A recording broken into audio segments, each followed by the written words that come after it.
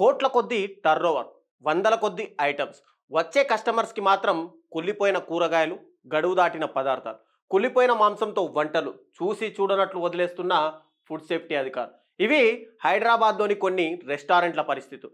దేశంలోనే 6వ largest food market కలిగిన హైదరాబాద్ రెస్టారెంట్ల టర్నోవర్ ఎంత, వీటిపై నమోదైన కంప్లైంట్లేని, ఆ డీటెయిల్స్ టోటల్గా మనం ఈరోజు వీడియోలో మాట్లాడుకుందాం. ముందుగా national restaurant association of India NRAI India food service report 2024 ప్రకారం హైదరాబాద్లో అనాథరైజ్డ్ అంటే టోటల్గా నమోదైన రెస్టారెంట్లు కానీ నమోదు కాని రెస్టారెంట్లు టోటల్గా సంబంధించి ఇక్కడ రెవెన్యూ చూసుకుంటే 5,69,487 కోట్ల రూపాయలు కేవలం హైదరాబాద్లోని ఫుడ్కి సంబంధించింది మాత్రమే ఇక్కడ రెవెన్యూ రూపంలో వచ్చింది. ఈ 5,69,487 కోట్లలో టోటల్గా హైదరాబాద్కి సంబంధించి ఇందులో ఇంక్లూడింగ్ క్యాటరింగ్, క్లౌడ్ కిచెన్స్తో పాటు రోడ్ సైడ్ రెస్టారెంట్లు కానీ, రోడ్ సైడ్ చిన్న చిన్న బళ్ళు కానీ, లేదంటే కూరగాయల మార్కెట్లు, లేదంటే పండ్ల మార్కెట్లతో సహా కలిపి టోటల్గా ఫుడ్కి సంబంధించి టోటల్గా బిజినెస్ 5,69,487 కోట్ల రూపాయలు ఉంటే కేవలం ఇందులో హైదరాబాద్లోని రెస్టారెంట్స్ టోటల్గా హైదరాబాద్లోని రెస్టారెంట్లు 10,161 కోట్లు అంటే 1.2 బిలియన్ US$ మార్కెట్ ఇక్కడ హైదరాబాద్లోని రెస్టారెంట్ల ద్వారా జరుగుతుంది. ఇందులో టోటల్గా sixth largest food service market in ఇండియాలోనే 6వ లార్జెస్ట్ ఫుడ్ మార్కెట్ సర్వీస్గా హైదరాబాద్ అయితే నమోదైంది. అయితే ఇక్కడ హైదరాబాద్లో ఉన్నటువంటి రెస్టారెంట్లను మనం మాట్లాడుకుంటే 74,807 రెస్టారెంట్లు ఉంటే ఇందులో ఆర్గనైజ్డ్ సెక్టార్ అంటే నమోదైన రెస్టారెంట్లు చూసుకుంటే 41,144 రెస్టారెంట్లు ఇక్కడ టోటల్గా నమోదయ్యాయి. ఇక్కడ ఒక మనిషి గనక హోటల్కు మనము రెస్టారెంట్కి వెళ్తే ఒక ఫ్యామిలీతో వెళ్ళొచ్చు, లేదంటే ఇండివిజువల్గా వెళ్ళొచ్చు. ఇక్కడ ఒక మనిషి రెస్టారెంట్కి వెళ్తే ఒక హైదరాబాద్ పర్సను ప్రతిసారి రెస్టారెంట్కి వెళ్ళిన ప్రతిసారి యావరేజ్గా 990 రూపాయలు ఇక్కడ ఖర్చు చేస్తున్నాడు. అదే మన దేశ రాజధాని ఢిల్లీలో చూసుకుంటే 1,050 రూపాయలు అంటే దానికి తేడా కేవలం 60 రూపాయలు మాత్రమే. అంటే ఒక మనిషి రెస్టారెంట్కి వెళ్ళిన ప్రతిసారి యావరేజ్గా 990 రూపాయలు ఖర్చు చేస్తున్నారు. అంటే ఒక ఫ్యామిలీతో వెళ్తే కనుక ఎంత ఖర్చు అవుతుంది అనేది ఇక్కడ మీరు ఎస్టిమేషన్ వేసుకోవచ్చు. తర్వాత ఇక్కడ హైదరాబాద్లో టోటల్గా రెవెన్యూ వస్తున్న ఏరియాల్లో వైజ్గా చూసుకుంటే మెయిన్గా హోటల్స్ ఎక్కువ ఉన్నవి కూకట్పల్లిలో 6.8% అంటే దాదాపుగా 549 రెస్టారెంట్లు ఉంటే, ఇక మాదాపూర్లో 6.4% అంటే 519 రెస్టారెంట్లు ఉన్నాయి. ఇక గచ్చిబౌలిలో 5.8% అంటే 470 రెస్టారెంట్లు హైదరాబాద్లో మేజర్ హబ్స్గా ఈ ప్లేస్లలోంచే ఈ 3 ప్లేస్లలోంచే మెయిన్గా హైదరాబాద్ యొక్క ఈ ఫుడ్కి సంబంధించి టోటల్గా రెవెన్యూ అయితే ఈ రెస్టారెంట్ల నుంచి ఈ ఏరియాల నుంచే వస్తుంది. అయితే ఇక్కడ పాపులర్గా చూసుకుంటే హైదరాబాద్లోని ప్రతి పర్సను ఇష్టపడుతున్న ఐటమ్స్ వైజ్గా చూసుకుంటే కనుక మెయిన్గా రెవెన్యూ వస్తున్నది ఇక్కడ చైనీస్ ఐటమ్స్కి సంబంధించి 13.2% ఇక్కడ కేవలం చైనీస్ ఐటమ్స్ మీదే వస్తుంటే నార్త్ ఇండియన్ డిషెస్ పైన 12.9%, ఇక సౌత్ ఇండియన్ డిషెస్ పైన 7.7%, ఇక బిర్యానీ హైదరాబాద్ బిర్యానీ ఎంత ఫేమసో మనందరికీ తెలిసిందే, ఆ బిర్యానీ పైన 6.9% వస్తుంటే, ఇక కొన్ని రోజుల నుంచి ఇక్కడ హైదరాబాద్ కూడా మెయిన్గా వెజ్ రెస్టారెంట్లకు కూడా ఇండియాలోనే బెస్ట్ రెస్టారెంట్లుగా హైదరాబాద్ రెస్టారెంట్లు అయితే నమోదవుతున్నాయి. ఇక ఇది ఆర్గనైజ్డ్ రెస్టారెంట్ సెక్టార్ మనం ఇందాక మాట్లాడుకున్నట్టు రోడ్ సైడ్ ఫుడ్ బండ్లు కానీ లేదంటే చిన్న చిన్న కొట్లని వదిలేస్తే కనుక కేవలం ఆర్గనైజ్డ్ రెస్టారెంట్లుగా క్లౌడ్ కిచెన్స్ కేవలం హైదరాబాద్లోనే 16,379 ఉంటే క్విక్ సర్వీస్ కింద ఈ క్లౌడ్ కిచెన్స్ అనేది మనందరికీ తెలుసు. ఇంట్లో చిన్న చిన్న ఐటమ్స్ చేసి వాటిని డెలివరీ చేయడం, లేదంటే ఇంట్లోనే రోటీ లాంటి మేకింగ్ చేసుకొని ఫుడ్ అంటే స్విగ్గీ, జొమాటో రూపంలో వీటిని డెలివరీ చేసే కేవలం స్టోర్స్ని మాత్రమే క్లౌడ్ కిచెన్స్గా చెప్పుకుంటే అవి 16,379 ఉంటే క్విక్ సర్వీస్ రెస్టారెంట్ అంటే ఇవి మనం చెప్పుకున్నట్టుగా పెద్ద పెద్ద హోటల్ రూపేనా కాకుండా చిన్న చిన్న గల్లీలో ఉండే ఒక చిన్న షెడ్లో రెస్టారెంట్ రూపంలో ఓపెన్ చేసి అవి కేవలం క్విక్ సర్వీస్ రెస్టారెంట్గా ఉన్నవి 13,544 ఉన్నాయి. ఇక క్యాజువల్ డైనింగ్ రెస్టారెంట్ రెస్టారెంట్లు చూసుకుంటే కనుక హైదరాబాద్లో 6468 ఇవి మేజర్ రెవెన్యూ కాంట్రిబ్యూషన్ ఈ మూడింటి నుంచే మెయిన్గా హైదరాబాద్లో అయితే వస్తుంది. తర్వాత ఇక్కడ టోటల్గా హైదరాబాద్లో దేశవ్యాప్తంగా చూసుకుంటే కనుక 2024 లెక్కల ప్రకారం దాదాపుగా 85.5 లక్షల మంది కేవలం ఈ 2024 లెక్కల ప్రకారం ఈ ఫుడ్ డిపార్ట్మెంట్ ఫుడ్కి సంబంధించి మాత్రమే ఇక్కడ జాబ్స్లో వీళ్ళందరూ ఉన్నారు. అంటే ఎగ్జాంపుల్గా చెప్పుకుంటే స్విగ్గీ కానీ జొమాటో రూపంలో వీళ్ళందరూ వర్క్ చేస్తున్నారు. ఇక 2028 లెక్కలకు అంటే ఈ 2024 నుంచి 2028కి గనక మనం మాట్లాడుకుంటే 103.2 లక్షల మంది ఈ ఫుడ్కి సంబంధించిన దానిపైన డిపెండ్ అవుతారని చెప్పి కూడా ఇక్కడ లెక్కలు అయితే చెప్తున్నాయి. ఇక దేశవ్యాప్తంగా 2024లో దాదాపుగా 33,809 కోట్ల రూపాయలు కేవలం ఈ హోటళ్లకు సంబంధించి రెస్టారెంట్లకు సంబంధించి ట్యాక్స్ రూపంలో ఇక్కడ వసూలైన అమౌంట్ 33,809 కోట్ల రూపాయలు. ఇక మెయిన్గా ఈ ఫుడ్ సంబంధించి పూర్తిగా పెరగడానికి రీజన్ ఏంటి?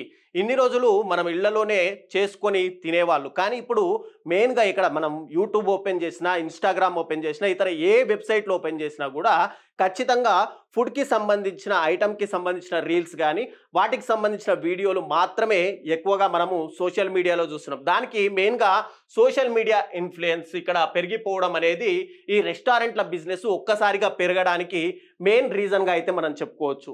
ఫర్ ఎగ్జాంపుల్ చూస్తే కనుక ఈ సోషల్ మీడియా ఇన్ఫ్లుయెన్సర్లు ఇక్కడ రోడ్ సైడ్ ఈ ఫుడ్ బాగుంది దానికి రివ్యూలు ఇవ్వడం, మంచి ఫుడ్ ఉంటే దానికి ఇంకా సూపర్గా ఉందని, అసలు ఫుడ్ బాలేని ఫుడ్ను కూడా చాలా బాగుంది అని చెప్పడంతో చాలా వరకు పబ్లిక్ కూడా ఇక్కడ ఇన్ఫ్లుయెన్స్ అయిపోయి పూర్తిగా ఆ రెస్టారెంట్లకు వెళ్ళి అక్కడ భోజనం చేయడానికి కానీ ఆ రెస్టారెంట్ల నుంచి టిఫిన్ తెప్పించుకోవడం కానీ పూర్తిగా ఇక్కడ ఈ డైనింగ్ ఏదైతే సంబంధించి రెస్టారెంట్ల రెవెన్యూ పెరగడానికి మెయిన్ రీజన్గా అయితే చెప్పుకోవచ్చు.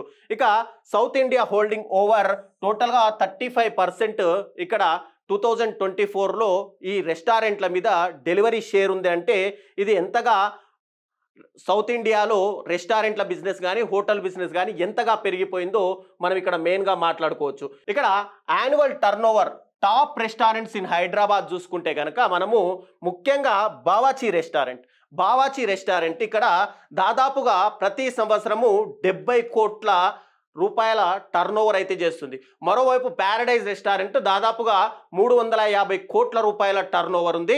షాగ్ హౌస్ రెస్టారెంట్ 40 కోట్లు, మెఫిల్ చూసుకుంటే దాదాపు 100 నుంచి 150 కోట్ల మధ్య, తర్వాత ద గ్రాండ్ హోటల్ దాదాపు 40 కోట్ల రూపాయల టర్నోవర్, కేఫ్ బిహార్ దాదాపుగా 60 నుంచి 70 కోట్ల రూపాయల టర్నోవర్, తర్వాత హోటల్ షాదాబ్ చూసుకుంటే కనుక దాదాపుగా 50 కోట్ల రూపాయల పైన టర్నోవర్. ఇలా చూసుకుంటూ పోతే కనుక ప్రతి రెస్టారెంట్ కూడా దాదాపు 50 నుంచి 100 కోట్ల మధ్యలో టర్నోవర్ చేసుకుంటే ప్యారడైజ్ రెస్టారెంట్ దాదాపుగా ప్రతి సంవత్సరం కూడా 350 కోట్ల రూపాయల టర్నోవర్ అయితే ఇక్కడ పొందుతుంది. మరి ఇంతగా టర్నోవర్ పొందుతున్న రెస్టారెంట్లలో చూసుకుంటే కనుక టాప్ రెస్టారెంట్లు చూసుకుంటే కనుక కేవలం తక్కువ ఇన్కమ్ పొందుతుంటే ఇక్కడ other restaurant and small hotels అంటే రోడ్ సైడ్ ఫుడ్ కానీ లేదంటే చిన్న చిన్న మన గల్లీలో ఉండేటువంటి హోటళ్ళు ఆ రెవెన్యూలు చూసుకుంటే కనుక దాదాపుగా 24,000 కోట్ల రూపాయల టర్నోవర్ కేవలము ఇక్కడ 2024 సంవత్సరంలోనే ఇక్కడ ఈ హోటళ్ల రూపాయలో టర్నోవర్ అయితే అవుతుంది.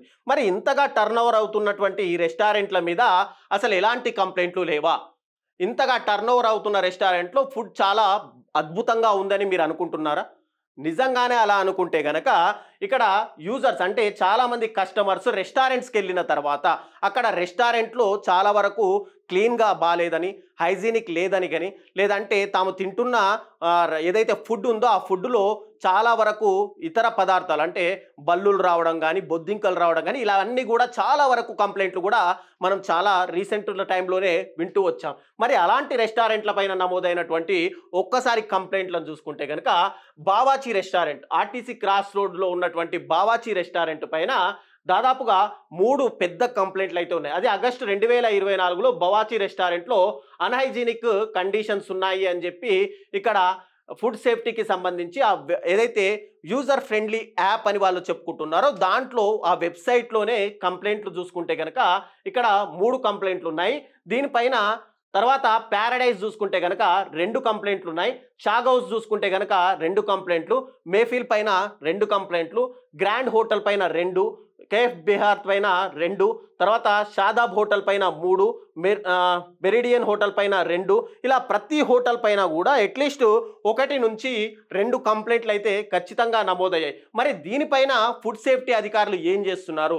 ఇంత అన్హైజీనిక్ ఫుడ్ సప్లై చేస్తూ ఇన్ని కోట్ల రూపాయల టర్నోవర్ చేస్తున్నా కూడా ఇక్కడ కస్టమర్స్కి ఎందుకు సరైన ఫుడ్ సప్లై చేయలేకపోతున్నారు? వీళ్ళు ఎలాంటి యాక్షన్ తీసుకున్నారు అనేది చూస్తే కనుక ఇక్కడ బవాచి మీద, రెస్టారెంట్ మీద కేసు నమోదైనా కూడా ఎలాంటి యాక్షన్ తీసుకోలేదు. తర్వాత ప్యారడైజ్ మీద ₹1,00,000 2019లో ఇక్కడ ఫైన్ రూపంలో, అంటే అన్హైజీనిక్ ఫుడ్ సప్లై చేస్తున్నారని ఒక ఫైన్ అయితే వేశారు. ఆ తర్వాత గ్రాండ్ హోటల్ మీద కూడా ₹1,00,000, తర్వాత కేఫ్ బిహార్ పైన కూడా ₹1,00,000 వేశారు. తర్వాత ఎక్కడ కూడా పూర్తిగా వీళ్ళందరూ కూడా ఎక్కడ కంప్లైంట్ని చాలా స్ట్రాంగ్గా తీసుకున్న దాఖలాలు అయితే ఫుడ్ సేఫ్టీలో కనిపించట్లేదు. కేవలం బవాచి పైన వన్ టెంపరరీ బవాచి ఆగస్టు 2024న వయలేషన్స్ క్రాస్ చేసింది అని చెప్పి కొన్ని రోజులు రెస్టారెంట్ని అయితే ఇక్కడ క్లోజ్ చేయడం జరిగింది. ఆ తర్వాత చూసుకుంటే కనుక మెయిన్గా ఇక్కడ కొన్ని రెస్టారెంట్ల పైన ఫుడ్ సేఫ్టీ అధికారులు కొన్ని యాక్షన్స్ అయితే తీసుకున్నారు. దాంట్లో చూసుకుంటే ఆల్ఫా హోటల్ పైన ఒకసారి, తర్వాత బవాచి పైన ఒకసారి, 1 హోటల్ కిచెన్స్ పైన ఒకసారి, తర్వాత 5 స్వీట్ షాపులు అన్హైజీనిక్ ఫుడ్ సప్లై చేస్తున్నారని వాటిని కూడా క్లోజ్ చేశారు. 10 రెస్టారెంట్ల పైన కొంచెం కంప్లైంట్లు అయితే తీసుకొని కంప్లైంట్లు నమోదు చేసి వాటిని కొన్ని రోజులు అయితే క్లోజ్ చేశారు. అయితే హైదరాబాద్లో తనిఖీలు చేయాల్సిన బాధ్యత ఇక్కడ FSSAI అంటే ఫుడ్ సేఫ్టీకి సంబంధించి, GHMC సంబంధించి టోటల్గా వీళ్ళు కూడా హైదరాబాద్లోని రెస్టారెంట్లు కానీ హోటళ్ల పైన ఎప్పటికప్పుడు తనిఖీలు చేయాల్సి ఉంటే 2024-25 ప్రకారం చూస్తే కనుక వీళ్ళు ప్రతి నెల 75 నుంచి 100 హోటళ్ల పైన రెస్టారెంట్లను తనిఖీ చేసినట్టయితే వాళ్ళ వెబ్సైట్లోనే పూర్తి డీటెయిల్స్తో అయితే ఇచ్చారు. అంటే ఇక్కడ 2024లో మే 2024 ప్రకారం 129 క్యాంపెయినింగ్ జరిగితే సజెస్టెడ్ అంటే దాంట్లో 24 నుంచి 90 నోటీస్ చేశాము, కొన్ని కేసులు ఇక్కడ అన్హైజీనిక్గా ఉన్నాయి అని చెప్పి వాళ్ళు వెబ్సైట్లో అయితే మెన్షన్ చేశారు. ఇక దాంట్లో 2 నుంచి 5 దాదాపుగా క్లోజ్ చేశారు. మనం ఇందాక మాట్లాడుకున్నట్టు బవాచి కానీ ఆల్ఫా హోటల్ కూడా ఇక్కడ క్లోజ్ చేసిన పరిస్థితి అయితే ఉంది అని చెప్పి వాళ్ళే వెబ్సైట్లో అయితే మెన్షన్ చేశారు. అయితే ఇక్కడ టోటల్గా వాళ్ళు చెప్తున్న లెక్కల ప్రకారం ప్రతి నెల 75 నుంచి 100 రెస్టారెంట్లు వేసుకుంటే ఒక సంవత్సర కాలంలో పోనీ 100 వేసుకుందాం ఒక నెలకు, ఒక సంవత్సర కాలంలో దాదాపు 1200 రెస్టారెంట్లు వాళ్ళు తనిఖీ చేశారు. కాకపోతే వాళ్ళ వెబ్సైట్ లెక్కల ప్రకారం చూసుకుంటే కనుక 4300 రెస్టారెంట్లను పూర్తిగా 2024-25 మధ్య కాలంలో తనిఖీ చేశాము అని చెప్పి ఫుడ్ సేఫ్టీకి సంబంధించి వాళ్ళ పోర్టల్లోనే మెన్షన్ చేశారు. అయితే హైదరాబాద్లో ఉన్నటువంటి రెస్టారెంట్లలో 70,000 రెస్టారెంట్లకు కేవలం 4,300 రెస్టారెంట్లు మాత్రమే తనిఖీ చేశారు. అంటే ఇది ఒక 10% కూడా వీళ్ళు ఎక్కడ తనిఖీ చేయలేదు. ఒక్కసారి వాళ్ళ పోర్టల్ FSSAI మొబైల్ యాప్ వాళ్ళ హెల్ప్ లైన్కి వచ్చినటువంటి కంప్లైంట్ల వివరాలు చూస్తే కనుక 2021 మధ్య కాలంలో దాదాపు 805 కంప్లైంట్లు, తర్వాత 21-22లో 3726 కంప్లైంట్లు. ఇక్కడ ఎందుకు తగ్గాయి అంటే అది కరోనా సీజన్ కాబట్టి చాలా వరకు రెస్టారెంట్లు క్లోజ్ అయిన మూమెంట్ కాబట్టి కేవలం 2-3 నెలలే ఆ రెస్టారెంట్లు ఓపెన్ ఉన్నాయి కాబట్టి అప్పుడు 805 కంప్లైంట్లు వస్తే 2021-22 మధ్య కాలంలో 3726, 2022-23లో 4321, 2023-24లో 4708, 2024-25 మధ్య కాలంలో 7482 కంప్లైంట్లు వచ్చాయి. దీంట్లో హైయెస్ట్గా ఆన్ డెలివరీ యూసేజ్ దానిపైనే మెయిన్గా కంప్లైంట్లు అయితే వచ్చాయి. ఇక్కడ ఏదైతే మెయిన్గా FSSAI ఫుడ్ సేఫ్టీకి సంబంధించి వీళ్ళ హెల్ప్ లైన్ చూసుకుంటే కనుక యూజర్ ఫ్రెండ్లీగా మా హెల్ప్ లైన్ ఉంది, ఎవరైనా సరే కంప్లైంట్లు ఇమ్మీడియట్గా ఇక్కడ పెట్టొచ్చు అని ఏదైతే ఫుడ్ సేఫ్టీ కానీ GHMC అధికారులు చెప్తున్నారో కావాల్సింది ఇక్కడ యూజర్ ఫ్రెండ్లీ హెల్ప్ యాప్ కానీ యూజర్ ఫ్రెండ్లీ వెబ్సైట్ కాదు, ఖచ్చితంగా కావాల్సింది యూజర్ ఇంప్లిమెంటేషన్ ఫ్రెండ్లీ. ఏదైతే ఒక కస్టమర్ గనక తనకు సరైన ఫుడ్ రాలేదు అని ఒక కంప్లైంట్ గనక రిజిస్టర్ చేస్తే ఆ రిజిస్టర్ చేసిన కంప్లైంట్ డీటెయిల్స్ అది ఎంతవరకు వచ్చింది, ప్రాసెస్లో ఉందా, ఆ హోటల్ పైన ఎలాంటి తనిఖీలు చేశారు, ఆ హోటల్ పైన ఎలాంటి చర్యలు తీసుకున్నారు అనే దానికి ఖచ్చితంగా ఆ యూజర్ ఎవరైతే కంప్లైంట్ ఇచ్చిన కస్టమర్ ఉన్నాడో ఆ కస్టమర్కి ఎప్పటికప్పుడు నోటిఫై చేయాల్సిన బాధ్యత అది త్రూ జీమెయిల్ కావచ్చు లేదంటే SMS రూపంలో కావచ్చు వాళ్ళకు ఖచ్చితంగా ఇన్ఫర్మేషన్ ఇవ్వాల్సిన బాధ్యత ఇక్కడ ఫుడ్ సేఫ్టీ అథారిటీకి అయితే ఉంటుంది. మెయిన్గా చూసుకుంటే కనుక ఇక్కడ రెస్టారెంట్ల పైన చర్యలు తీసుకున్నారు. అవి ఎలాగంటే అయితే ఇక్కడ ఫుడ్ సేఫ్టీ వాళ్ళు చెప్పే ప్రకారం బవాచిలో ఆగస్టు 2024లో అన్హైజీనిక్ కండిషన్స్ ఉన్నాయి అని చెప్పి ఒకసారి, ఆల్ఫా హోటల్ పైన 2024లో సీరియస్ వయోలేషన్స్ ఉన్నాయి అని చెప్పి ఈ రెండు మెయిన్ కంప్లైంట్గా తీసుకొని ఆ హోటళ్ళు కొన్ని రోజులు వీళ్ళు బ్యాన్ చేసేశారు, కొన్ని రోజులు సీల్ కూడా వేసేశారు. కానీ ఇక్కడే జరుగుతున్నది ఏంటంటే ఏదైతే వయోలేషన్ చేశారు అని చెప్పి ఇక్కడ ఈ రెస్టారెంట్లని క్లోజ్ చేశారో ఆ రెస్టారెంట్లు ₹1,00,000 నుంచి ₹10,00,000 ఫైన్ కట్టి మళ్ళీ ఆ రెస్టారెంట్లను రీఓపెన్ చేసుకుంటున్నారు. ఆ రీఓపెన్ చేసుకున్న టైంలో ఫుడ్ సేఫ్టీ అధికారులు కానీ జిహెచ్ఎంసీ అధికారులు కానీ ఇన్స్పెక్షన్కి వెళ్ళినప్పుడు అక్కడ ఆల్రెడీ ఒకసారి తనిఖీ జరిగింది కాబట్టి నీట్ అండ్ క్లీన్గా చాలా హైజీనిక్గా మేము మెయింటైన్ చేస్తున్నాము అని చెప్పే ప్రయత్నాలు చేసి ఆ తర్వాత మళ్ళీ సర్టిఫికేట్ తీసుకొని మళ్ళీ రెస్టారెంట్లని రీఓపెన్ చేసి మళ్ళీ యాజ్ ఇట్ ఈస్గా మళ్ళీ అదే విధంగా నడుపుతున్నాయి. కాబట్టి ఫుడ్ సేఫ్టీ అధికారులు ఖచ్చితంగా ఒకసారి కంప్లైంట్ వచ్చినా రాకపోయినా ప్రతిసారి ఆయా రెస్టారెంట్లు హోటళ్ల పైన వాళ్ళు తనిఖీలు చేయాల్సిన బాధ్యత ఉంది.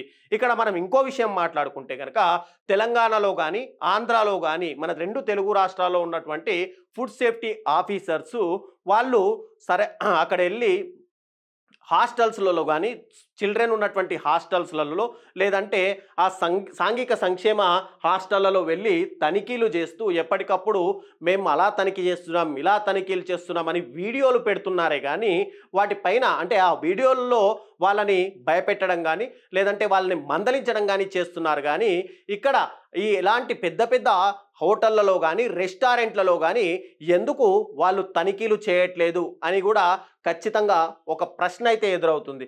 అంటే సాంఘిక సంక్షేమ హాస్టళ్లలో లేదంటే ఏదైనా అంగన్వాడీ బళ్ళలోనో హాస్టళ్లను వెళ్ళి వాళ్ళని తనిఖీ చేసి వాళ్ళని భయపెట్టే కంటే ఇన్ని కోట్ల రూపాయల టర్న్ ఓవర్ ఉన్న ఈ హోటళ్ల పైన రెస్టారెంట్ల పైన ఎందుకు తనిఖీలు చేయట్లేదు, చేసిన వాటిని ఎందుకు ఎలాంటి యాక్షన్ తీసుకున్నారో ఎందుకు అప్లోడ్ చేయట్లేదు.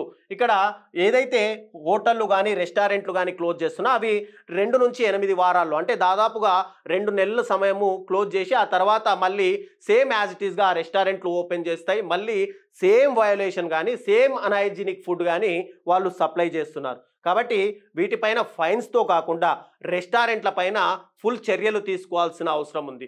మరోవైపు భారత గవర్నమెంట్కి సంబంధించి నిర్మలా సీతారామన్ ప్రతిసారి ఇక్కడ ట్యాక్స్ కట్టే వాళ్ళ మీద ఇక్కడ వాళ్ళ వాట్సాప్లు కానీ వాళ్ళ టెలిగ్రామ్లు కానీ వాళ్ళ సోషల్ మీడియా కానీ వాళ్ళ జీమెయిల్ ప్రతిదీ కూడా హ్యాక్ చేస్తూ వాళ్ళు ఒక ల్యాప్టాప్ కొన్నా సరే దానికి ఫండ్స్ ఎక్కడి నుంచి వచ్చాయి అని ప్రతిదీ అంటే ఈఎంఐలో కొన్న ల్యాప్టాప్ని మీద కూడా లెక్కలు అడిగే ఇక్కడ ఆర్థిక శాఖ ఇలాంటి కోట్ల టర్న్ ఓవర్ ఉన్నటువంటి రెస్టారెంట్లను ఎందుకు చూసి చూడనట్లు వదిలేస్తుంది.